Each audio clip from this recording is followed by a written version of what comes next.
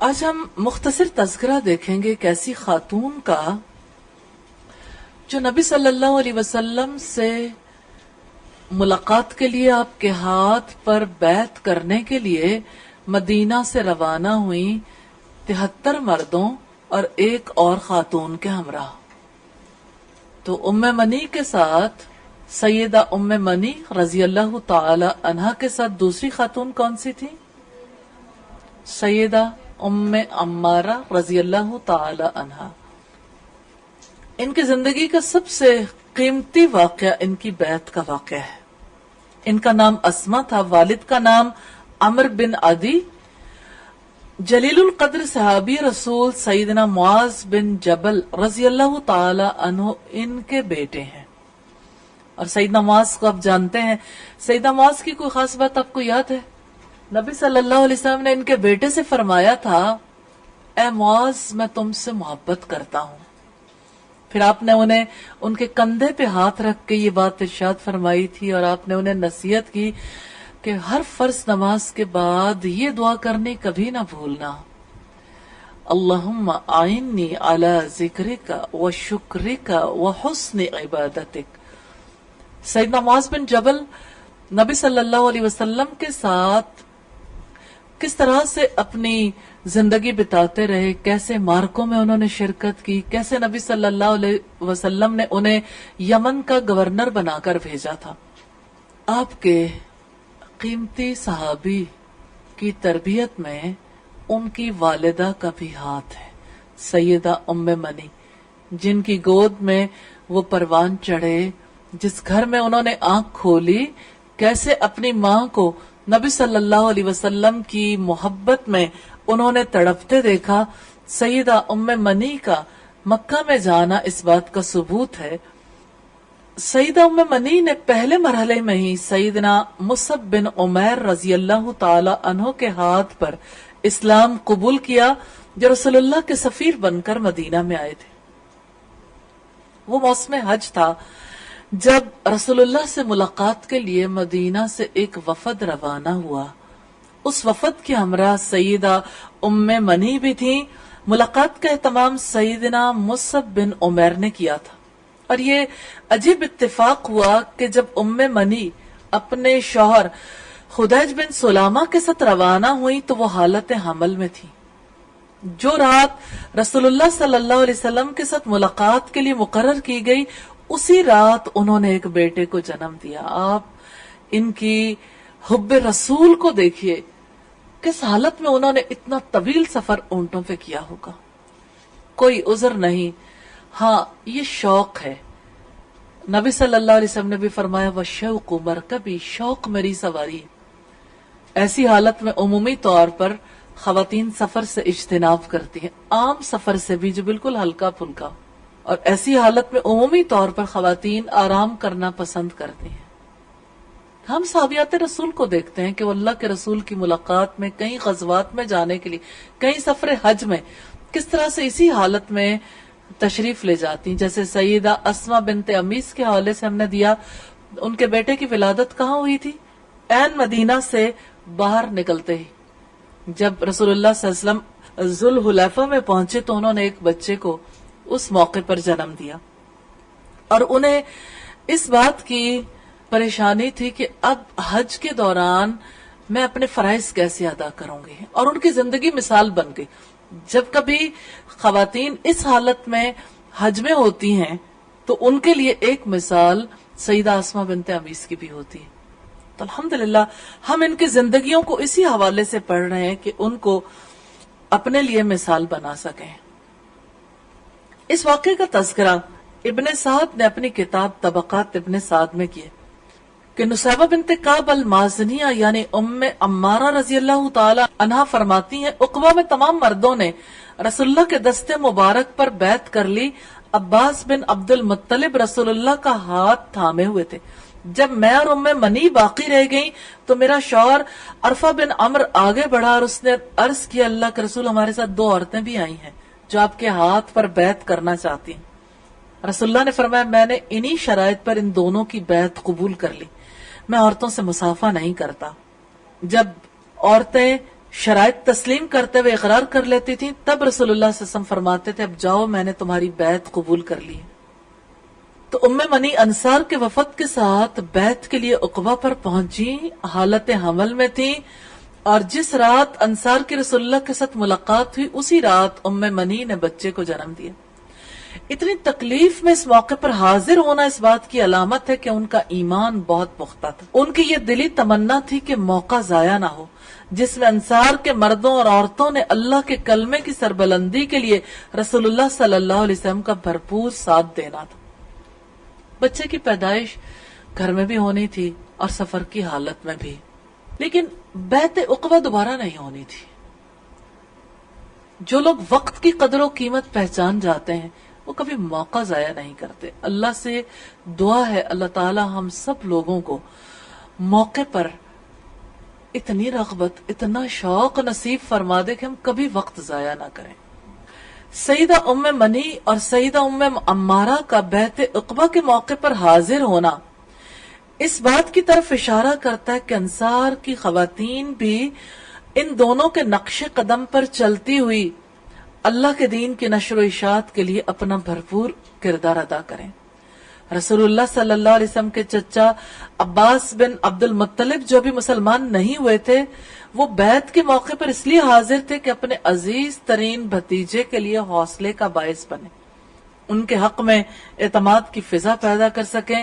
جب سب لوگ بیٹھ گئے تو سب سے پہلے سیدنا عباس بن عبد المطلب بولے اور فرمایا اے خاندان خزرج، یاد رہے کہ مدینہ میں دو مشہور قبیلے آباد تھے، ایک کا نام خزرج اور دوسرے کا نام اوس تھا۔ عباس بن عبد المطلب نے بیعت کرنے والے افراد سے مخاطب ہو کر کہا دیکھو محمد ہماری قوم کے ایک معزز فرد ہیں، یہ یہاں رہتے ہوئے ہر طرح سے محفوظ ہیں، اگر تم انہیں اپنے ہاں لے جانا چاہتے ہو تو ان کی حفاظت کی ذمہ داری لینی ہوگی، اگر تم یہ ذمہ داری ادا نہیں کر سکتے تو بہتر ہے انہیں یہیں رہنے دو، یہ اپنی قوم میں رہتے ہوئے ہر طرح سے محفوظ ہیں۔ راوی کہتے ہیں ہم نے عباس بن عبد المطلب کی باتیں سن کر کہا جو آپ نے کہا وہ تو ہم نے سن لیا، اللہ کے رسول اب آپ بات کریں، آپ خود اپنے لیے اور اپنے رب کے حوالے سے ہم سے اپنی پسند کے مطابق ضمانت طلب کریں۔ رسول اللہ نے قرآن مجید کی چند آیات کی تلاوت کی، پھر توحید باری تعالیٰ کی دعوت دی اور اسلام قبول کرنے کی ترغیب دلائی۔ اس کے بعد آپ نے ارشاد فرمایا میں تم سے اس شرط پر بیعت لوں گا کہ تمہیں میرا دفاع اسی طرح کرنا ہوگا جس طرح اپنی عورتوں اور بیٹوں کا دفاع کرتے ہو۔ سیدنا برا بن معرور نے رسول اللہ کا ہاتھ پکڑتے ہوئے کہا مجھے قسم ہے اس ذات کی جس نے آپ کو حق دے کر بھیجا ہے، ہم آپ کا دفاع اسی طرح کریں گے جس طرح ہم اپنے بچوں کا دفاع کرتے ہیں۔ اے اللہ کے رسول آپ ہم سے بیعت لیں، ہم باپ دادا سے ایک جنگجو قوم ہیں۔ سب سے پہلے سیدنا برا بن معرور نے رسول اللہ کے ہاتھ پر بیعت کرنے کا شرف حاصل کیا، اس کے بعد دوسرے لوگوں نے یکے بعد دیگرے بیعت کرنے کی سعادت حاصل کی۔ اس طرح بیعت کا عمل تمام ہوا۔ رسول اللہ نے فرمایا کہ اب تم اپنے میں سے 12 نقیب منتخب کر لو جو قوم کی نمائندگی کریں۔ تو انہوں نے 12 نقیب منتخب کیے، 9 افراد خزرج قبیلے سے تھے اور 3 افراد اوس قبیلے سے تھے۔ جب بیعت کا عمل مکمل ہوا تو انصار اپنے نقیبوں کے ساتھ شادہ و فرحاں مدینہ منورہ کی طرف واپس ہوئے۔ سب اپنے سینوں میں ایمان کا خزانہ لے کر واپس آئے۔ ان میں خدیج بن سلامہ، ان کی بیوی سیدہ ام منی رضی اللہ تعالیٰ عنہ سب سے زیادہ خوش تھے، اس لیے کہ انہیں دوسروں کی نسبت یہ اعزاز حاصل تھا کہ تمام بیعت کرنے والوں میں یہی صرف ایسے منفرد تھے کہ میاں بیوی نے ایک ساتھ بیعت کرنے کا شرف حاصل کیا، یہی ان کا امتیاز تھا۔ اس لحاظ سے ہم دیکھتے ہیں کہ ایک اور اعزاز بھی تھا کہ اللہ تعالیٰ نے انہیں بیٹے سے بھی نوازا اور نبی صلی اللہ علیہ وسلم کے پاس جا کر ان کے بیٹے کی ولادت ہوئی، الحمدللہ۔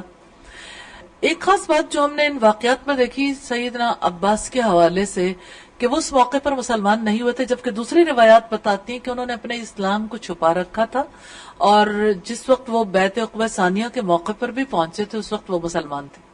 اللہ تعالیٰ اس واقعے کی حقیقت کو بہتر جانتے ہیں۔ اس موقع پر میں نے اس لیے آپ کے سامنے رکھ دیا، ممکن ہے آپ کا ذہن کنفیوز ہو جائے۔ تو روایات کو جب ہم دیکھتے ہیں کہ ایک روایت ملتی ہے کہ مسلمان نہیں تھے، دوسری یہ کہ مسلمان تھے، تو اس کا مطلب یہ ہے کہ یعنی جس کے پاس جتنا علم تھا اس نے اپنے علم کے مطابق بتا دیا کہ وہ اس وقت مسلمان تھے یا نہیں تھے. تو یہ روایات ہم بعد میں اپنی جانب سے بدل نہیں سکتے. جو روایت جس کے حوالے سے جس طرح پہنچی ہے اسی طرح سے ہم اس کو آگے بھی بیان کرنے کے پابند ہیں. کیونکہ جب ہم تبدیل کر دیتے ہیں بات کو تو اس کا مطلب یہ ہے کہ ہم جھوٹ کے مرتکب ہوتے ہیں، یعنی حالات و واقعات اور سچائی کو بدل دیتے ہیں. تو روایت اپنی جگہ پہ. اب روایت کے بعد جو بات میں بتا رہی ہوں وہ اس ریفرنس سے کہ دونوں طرح کی روایات ملتی. آپ ایک طرف پہلے پڑھ چکے ہو نا کہ حضرت عباس کے حوالے سے کہ وہ اس وقت تک اسلام لے آئے تھے، اور یہ ہم نے سیدہ ام فضل کے حوالے سے دیکھا تھا. سیدہ ام فضل جو حضرت عباس کی زوجہ تھی ان کے ریفرنس سے دیکھا. دوسری چیز ہے یہاں پہ ام منی اور ان کے اہل خاندان کی خوش نصیبی. اللہ تعالی ہمیں بھی اپنی زندگی میں اسی طرح سے مواقع نصیب فرمائے. حقیقت یہ ہے کہ یہ اسلامی معاشرت ہے جس میں لوگ اللہ کے لیے سفر کرتے ہیں، ایک جگہ سے دوسری جگہ پہنچتے ہیں، مواقع سے فائدہ اٹھاتے ہیں اور سارے اہل خاندان پہنچتے ہیں الحمدللہ. اور بعد میں آپ دیکھیے کہ ام منی اور ان کے گھرانے والوں کی وجہ سے الحمدللہ بعد میں خواتین کو غزوات میں اپنے شوہروں کے ساتھ شرکت کرنے کا موقع بھی ملا. تو جو ابتدا کرتا ہے ساروں کا اجر ہی لے جاتا ہے الحمدللہ. اچھی روایات. پھر نبی صلی اللہ علیہ وسلم جب مدینہ تشریف لے آئے تو سیدہ ام منی اپنے شوہر کے ساتھ اس عظیم ہستی کا استقبال کرنے والوں میں پیش تھی. رسول اللہ صلی اللہ علیہ وسلم جب خیبر کے یہودیوں کا مقابلہ کرنے کے لیے روانہ ہوئے تو سیدہ ام منی بھی لشکر اسلام کے ساتھ روانہ ہوئی. زخمیوں کو پانی پلانے، مرہم پٹی کے فرائض سر انجام دیے. اللہ سبحانہ و تعالیٰ نے جنگ خیبر میں مسلمانوں کو فتح عطا کی. سیدہ ام منی دین اسلام کے ساتھ پوری زندگی وفادار رہی اور اپنی زندگی کے آخری لمحات تک اللہ سبحانہ و تعالی اور اس کے رسول مقبول کے ساتھ وفاداری کا عہد نبھایا. اللہ تعالی ہمیں بھی ہمیشہ اپنے معاہدوں کو وفا کرنے کی توفیق عطا فرمائے. سیدہ ام منی کی زندگی میں ہمارے لیے اسباق ہیں. آپ نے کیا سبق لیا اپنے لیے یہ آپ شیئر کریں گے. استاذہ جو بھی موقع ملے اس سے فائدہ اٹھانا ہے، وقت کو ضائع نہیں کرنا انشاءاللہ. صحیح. اور دین کے حوالے سے ضرور بتائیے کہ جب دین قبول کیا، جہاں سے دین کا شعور ملا، انشاءاللہ تعالی زندگی کے اختتام تک رابطے میں رہنا ہے انشاءاللہ، اور مل کر اللہ کے دین کی سربلندی کے لیے کام کرنا ہے انشاءاللہ. جیسے آپ نے شروع میں ڈی کے بارے میں بات کی تھی، تو اسی طرح سے مجھے جب سب سے پہلے اس طرح کی باتوں کے متعلق پتہ چلا تھا، جیسے میں نے ارائیولز وغیرہ دیکھی تھی اور اسی طرح سے مختلف بکس بھی پڑھی اس پہ اور مختلف جگہوں پہ اس طرح متعلق مٹیریل دیکھا تھا. تو کہہ سکتے ہیں کہ تبھی میں زیادہ تر اس طرف آئی تھی. تو مجھے احساس ہوا تھا کہ اسلام ایکچولی نا یہ بہت سارے یعنی چیزیں ایسی ہیں جن کو دیکھنے کی بہت سخت ضرورت ہے واقعتاً، کیونکہ ہماری قوم، ہماری ملت ناشنا ہے ان سازشوں سے. اگرچہ یہ بات ام منی کے حوالے سے تو نہیں لیکن اسلام کے حوالے سے تو بہرحال اپنی جگہ پہ اہمیت رکھتی تھی.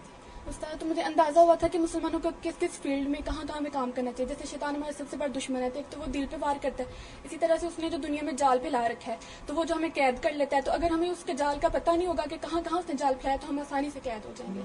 تو اس طرح سے جب مجھے پتا چلا تو میں نے سوچا تھا کہ ہمیں اس کے متعلق کام کرنا چاہیے. تو مجھے کچھ بھی نہیں تھا پتا کہ کوئی تنظیم اسلامی ہوتی ہے یا کچھ بھی ہوتا ہے. تو اس طرح سے ہم نے سوچا کہ ہم چھوٹی سی ایک تنظیم بنائیں گے. تو ہم نے مطلب بچوں نے مل کے ہم نے شروع کی تھوڑی سی. کیا نام رکھا؟ پیس موومنٹ رکھا، حالانکہ مجھے نہیں تھا پتا کہ ڈاکٹر ذاکر نائک کی پیس موومنٹ ہے. تو ہم لوگوں نے شروع کی ایسے. تو ذاتی طور پہ ہم لوگوں نے یہ سوچا کہ اگر ہم اپنی اپنی اصلاح کریں گے اپنی اپنی جگہ پہ تو یہی یعنی کہ ان کے خلاف ایک جنگ بھی ہوگی کہ اسلام کے مطابق ہم زندگیاں ڈال لیں. لیکن جب کام شروع کیا تو مجھے احساس ہوا کہ میرے پاس تو نالج ہی نہیں ہے اس کے متعلق، علم ہی نہیں ہے اسلام کے متعلق. تو تب میں نے سوچا کہ مجھے اسلام کے متعلق اب نالج حاصل کرنا ہے اور پھر مجھے اس کام کو لے کے اور کام کو بھی سیکھنا ہے نا.